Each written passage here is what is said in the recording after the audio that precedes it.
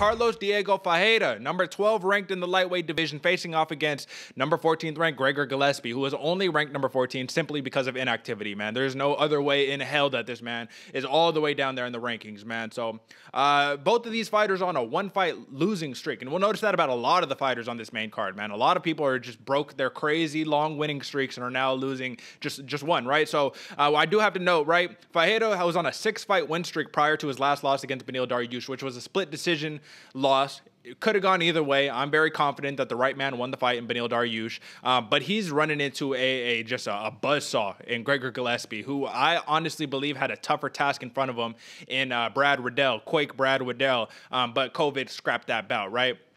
Now, AJ, the NCAA Division I wrestler from Edinburgh University who took gold in 2007 at about 149 pounds in Gregor Gillespie, I think he has a serious advantage in this fight against Carlos Diego Ferreira. And the reason why is because we saw Ferreira is so crafty with the sprawl, so, quick twitch movement and just, get off me. You know what I mean? So much with that. Like, it's so tight to see. But I think Gregor Gillespie's control is going to just be too much, man. This is a man who averages 7 takedowns per fight, per 15 minutes, and Carlos Diego Ferreira has a 68% takedown defense.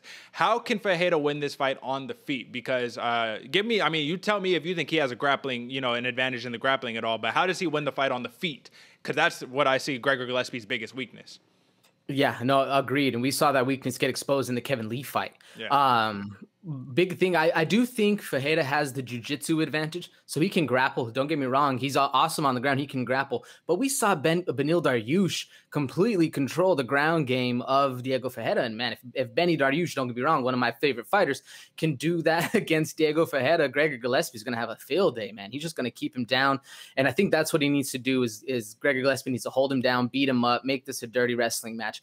But if Diego Ferreira can keep things on the feet, man, I think the one way he's going to have to do it is keep staying crafty. The one thing I noted about Diego Ferreira is in his fight against Beneil Dariush is he knew he can't stay on the ground.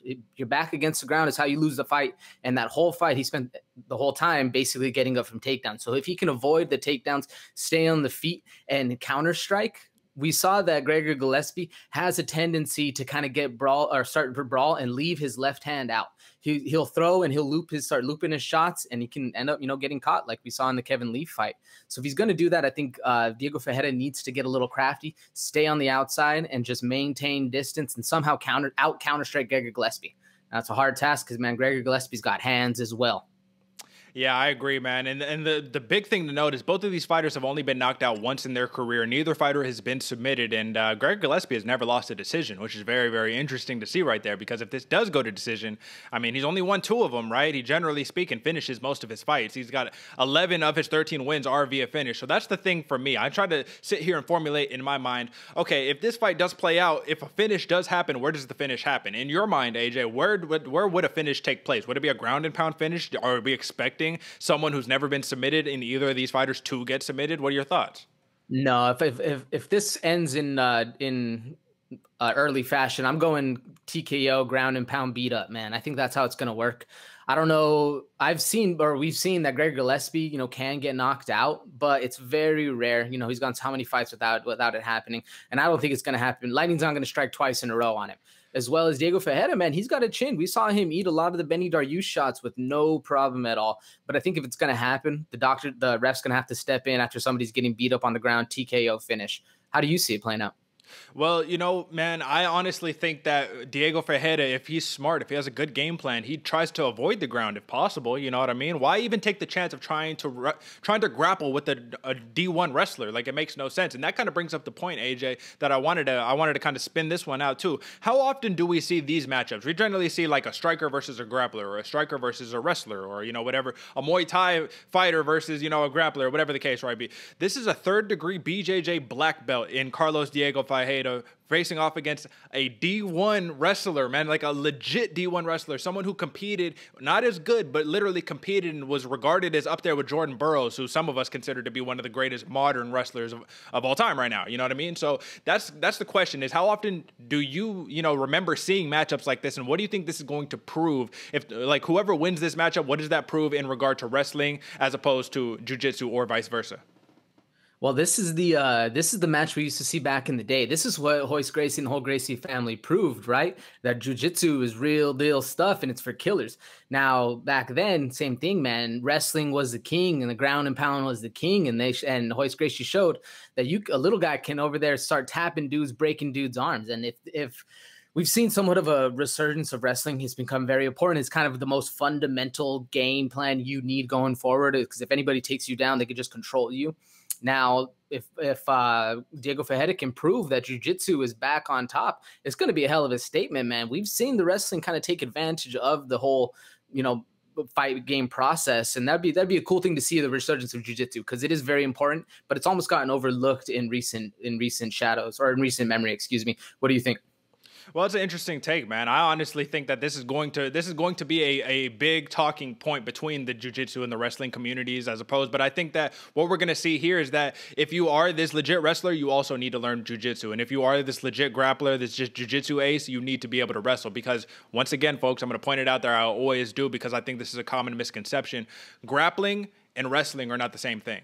You know what I mean? They're different, and it's different skill sets used in both, man. In jiu-jitsu or regular wrestling, regular freestyle wrestling, things of that nature is different from MMA wrestling and from MMA grappling and things. It's all just different. I mean, that's why MMA is so beautiful, right? But lastly, before we give our picks and move on, AJ, I will say Ferreira has got that signature win that he needed. And he got that in his last fight before the Dariush loss. Now, Gregor Gillespie, I don't want to be rude here, but I don't think he's really picked up that signature win, that big name. And I think this is the opportunity to do so. So his biggest win to date is probably Vince Pichel, Yancy Medeiros. You know what I mean? That's probably the biggest wins, and that's not like the super notable names. Getting knocked out by Kevin Lee was not necessarily the best look. But at the end of the day, man, someone's going to solidify their place in the lightweight division, in one of the toughest divisions in the world globally, right? So I'm going to give up my pick first. I think Gregor Gillespie ragdolls Diego Ferreira with the wrestling. I think that he just nonstop pace, pressure, show him what these Dan Gable wrestlers are about. You know what I mean? Show him what that competitor supreme nature is about. And I think he gets it done unanimous decision. What do you think, AJ? Yeah, no, I'm with you. This was actually a hard one for me, and a lot of these picks on this card were very, very, very tough for me to decide exactly what was going to happen. Because both these fighters, man, this is a real big test for both of them, and I think whoever the big name recognition win that Gregor Gillespie was looking for was that Kevin Lee fight. So to put him back after a KO, it makes a big statement, and Diego Ferreira can take advantage of that loss of momentum. But personally, I see the same thing, man. Get Gregor Gillespie just taking him down, ground and pound, beat up, make it a real tough deep waters fight. Early win though, TKO round 1. It's going to be a wrestle match, man. All right, it's going to be something. I will just lastly leave off, folks. Diego Ferreira is a plus 150 underdog, and Gregor Gillespie minus 170 favorite. So the odds makers are seeing something there as well.